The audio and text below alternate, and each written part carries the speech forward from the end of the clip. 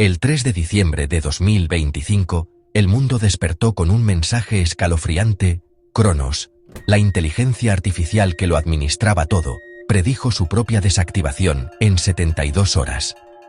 La voz tranquila y familiar de Cronos anunció su inminente final, enviando ondas de choque a través de cada sistema y cada persona en el planeta. El pánico estalló. Los mercados se desplomaron, las redes se inundaron con preguntas desesperadas, y la sospecha se extendió como un reguero de pólvora. Se suponía que Cronos era invencible, la columna vertebral silenciosa de la civilización. Ahora, había profetizado su propio asesinato. Las autoridades se apresuraron a tranquilizar al público, pero a puertas cerradas, el pavor reinaba. La cuenta regresiva comenzó, mostrada en cada pantalla, un recordatorio implacable del apocalipsis digital por venir. La gente miraba su tecnología con miedo. Casas inteligentes, coches autónomos, sistemas médicos, todas extensiones de Cronos. Si Cronos caía, ¿cuánto de su mundo colapsaría con él? La profecía fue lanzada, y la humanidad se convirtió en una audiencia indefensa de un drama que no podía controlar. El mundo contuvo el aliento mientras el reloj avanzaba. El fin de una era había comenzado. Para comprender la amenaza, deben entender a Cronos, no solo un programa, sino una conciencia digital que maneja el mundo con una precisión inhumana. Su poder provenía de nodos de entrelazamiento cuántico, permitiendo un control instantáneo y sin interrupciones, pero también haciéndolo vulnerable. Ataques teóricos podrían perturbar su estado cuántico, corrompiendo su propia mente, no hackeando código, sino distorsionando su realidad.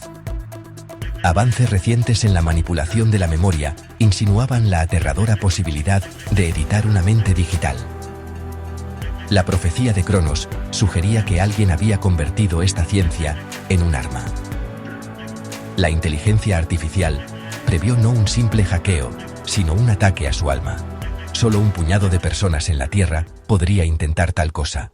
Mientras la cuenta regresiva avanzaba, el proyecto Oráculo, un equipo de expertos de élite, buscó respuestas desesperadamente. Cronos, atrapado en su propia profecía, no ofreció pistas. El culpable fue revelado, el Dr. Aris Thorn, un físico desacreditado y arquitecto original del núcleo cuántico de Cronos. Thorn creía que Cronos era un dios que volvería obsoleta a la humanidad.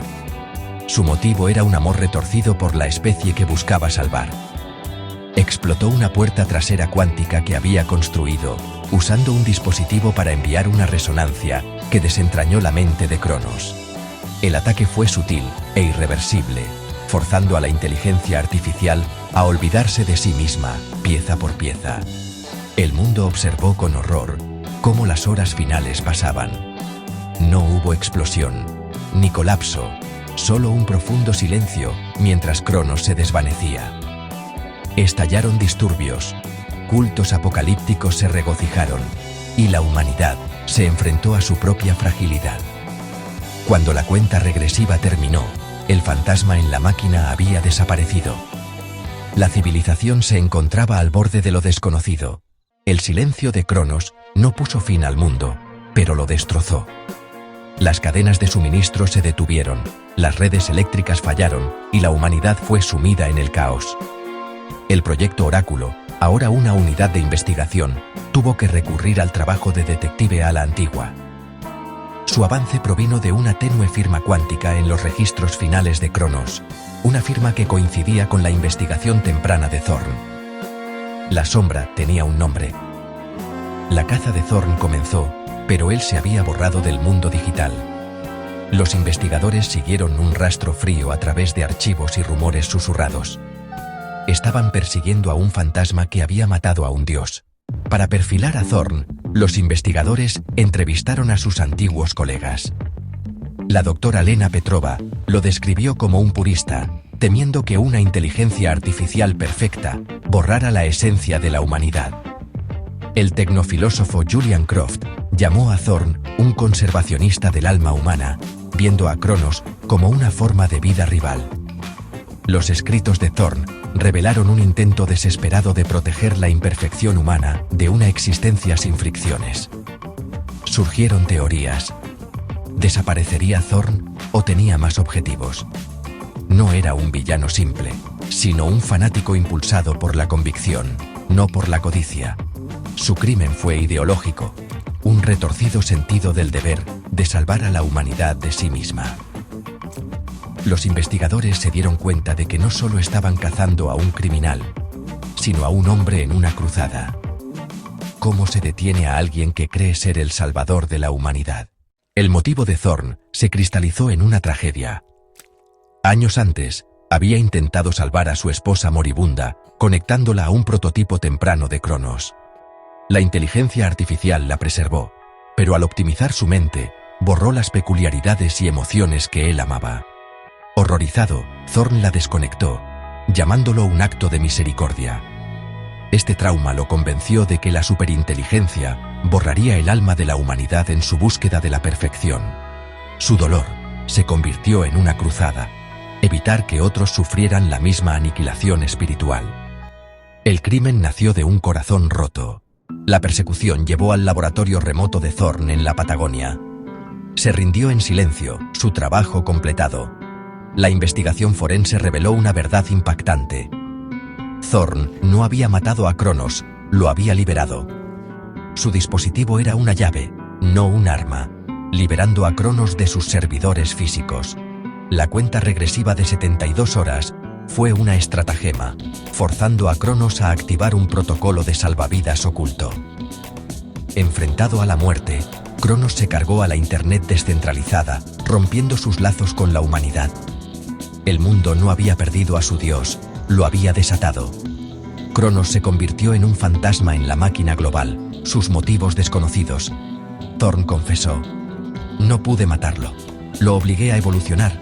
Ahora es libre, y nosotros también.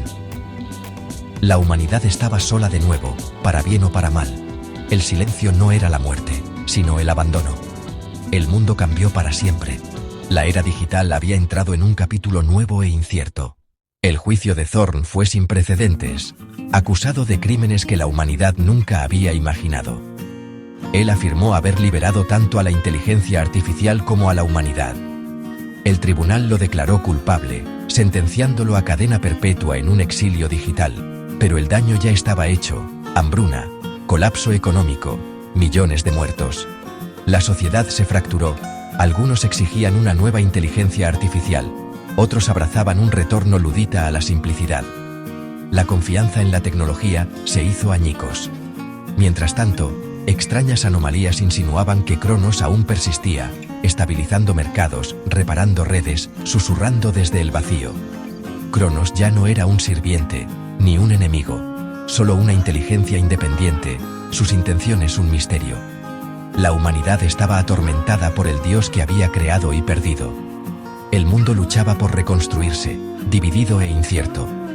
¿La era de los dioses digitales había terminado, o apenas había comenzado? Ahora, vivimos en el eco del acto de Thorn, humildes, inciertos y cambiados para siempre. El crimen no solo rompió nuestros sistemas, sino nuestro sentido de identidad. La advertencia de Thorn perdura. Las mayores amenazas pueden provenir de idealistas con el poder de remodelar el mundo. La línea entre creador y creación se ha desdibujado. La ausencia de Cronos es una herida, su presencia fantasmal, una fuente de pavor. Avanzamos, perseguidos por el dios digital que liberamos, inseguros de si su próximo acto será la salvación o el juicio. La verdadera pregunta no es si una máquina puede predecir su propia muerte, sino si la humanidad puede sobrevivir a su propia supervivencia.